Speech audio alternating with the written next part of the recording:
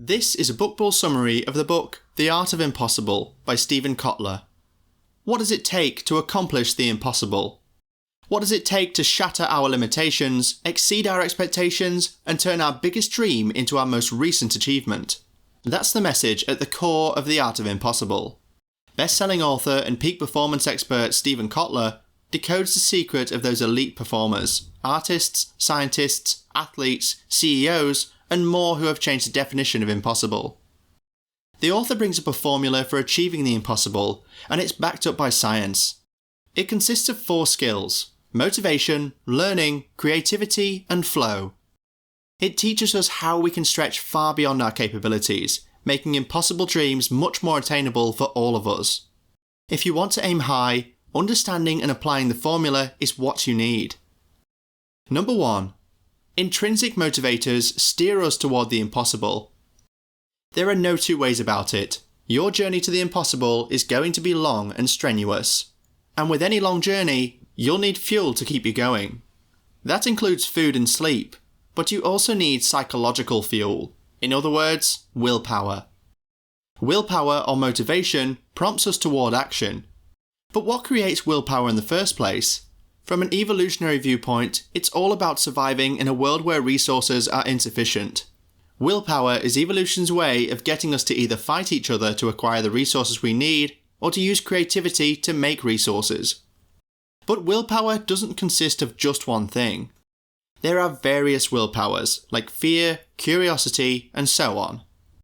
All psychological motivators are divided into 2 categories: extrinsic and intrinsic. Extrinsic willpower is things like money, fame, food, and sex. They're external to ourselves, and we chase them to win the evolutionary survival game. Intrinsic drivers, on the other hand, are within us. They're psychological and emotional ideas like curiosity, passion, meaning, and objectivity. Number 2. Look for a calling that triggers all your intrinsic motivators. When you inquire into your curiosities, your brain rewards you with a small amount of feel-good chemical known as dopamine. Dopamine is the key ingredient in willpower. It makes you excited, engaged, and more likely to keep doing whatever it is you're doing.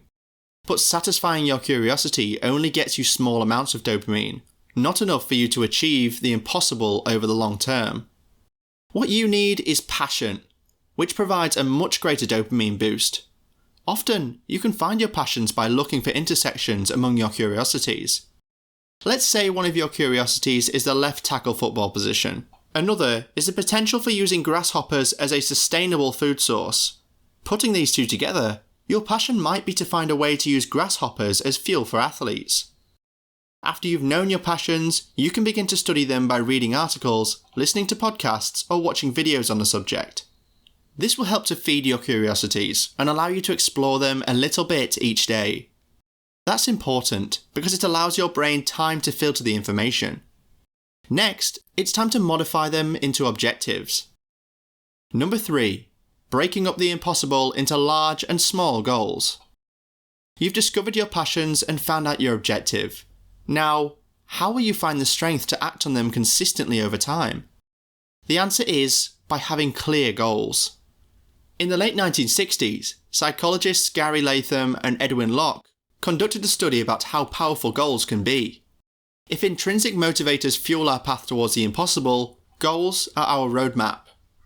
According to Latham, big goals lead to the largest increases in motivation and creativity.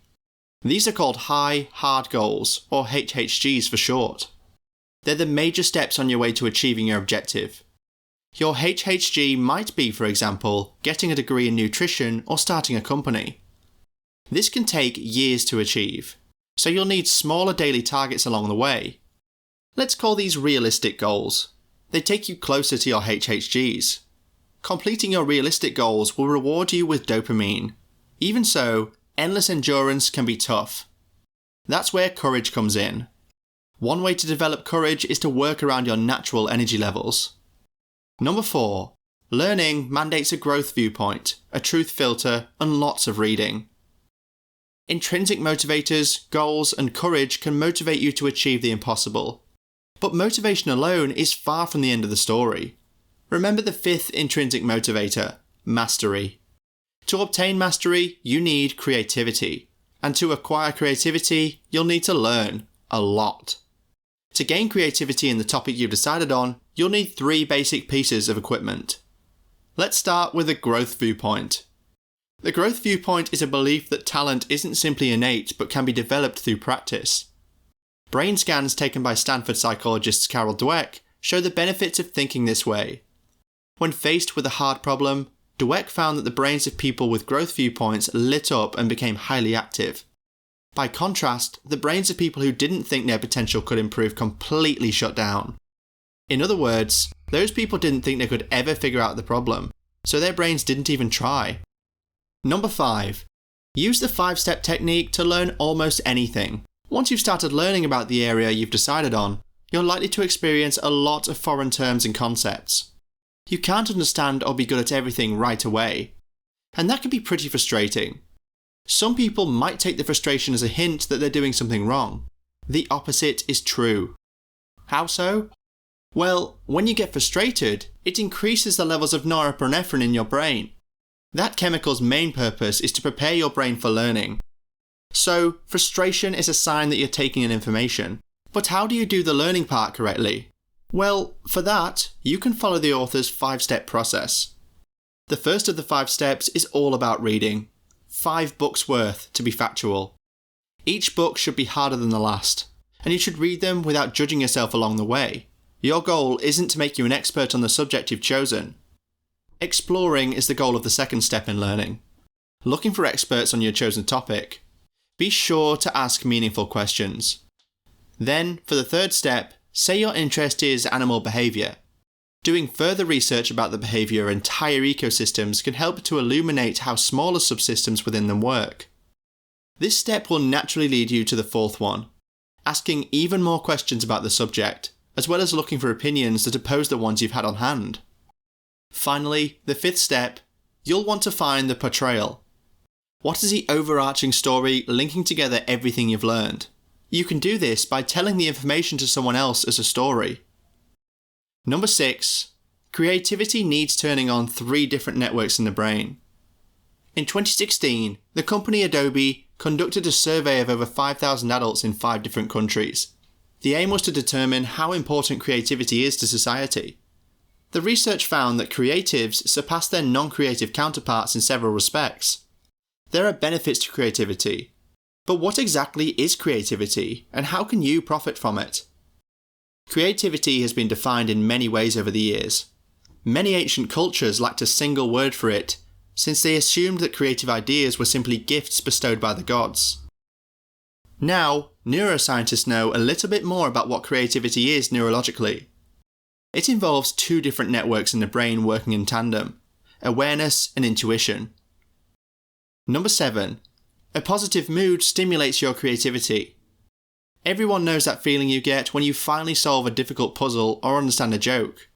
We might call this a moment of inspiration. Inspiration, it turns out, is core to creativity, and you don't just have to wait for it to suddenly appear. Instead, you can cultivate it. How? By strengthening a particular part of the brain called the anterior cingulate cortex, or ACC. Brain imaging studies have shown that the ACC lights up right before we solve a problem using aha inspiration. So what can make the ACC more effective? The answer is simply a good mood. Bad moods lead to rational thought. That makes sense because when you feel threatened or scared, your brain wants to search for what's familiar. It makes a beeline for the path of action it knows will work. But when you're in a good mood, the opposite is true. You don't feel threatened, and your mind is free to roam. It can switch between the awareness and intuition networks. This allows you to pay attention to new, different possibilities and then act on them. Number 8. Flow is the final condition for achieving the impossible. For 3 years, the author struggled with Lyme disease, an illness that can cause flu-like symptoms and severe brain fog. The disease reduced him to a shadow of his former self, leaving him barely able to walk and with reduced concentration and failing vision. Amid his illness, a friend appeared at his door. She insisted that the two go surfing together, and she wouldn't take no for an answer. Eventually, despite how absurd the idea seemed, the author caved in.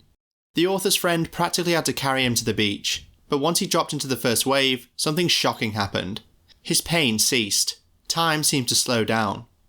He felt like he'd somehow merged with the ocean and could see everything around him. At that moment, the author was in a state called flow. The author's experience on that day at the beach sounded almost magical, but flow is scientifically well documented. The state is defined by a complete focus on the present moment. Mood-boosting chemicals flood our brains, while stress hormones are flushed away. Productivity is heightened by up to 500%.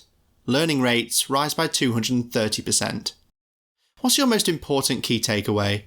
Please comment down below and share the video if you like it. Check out these other 2 videos. Thank you, and until next time.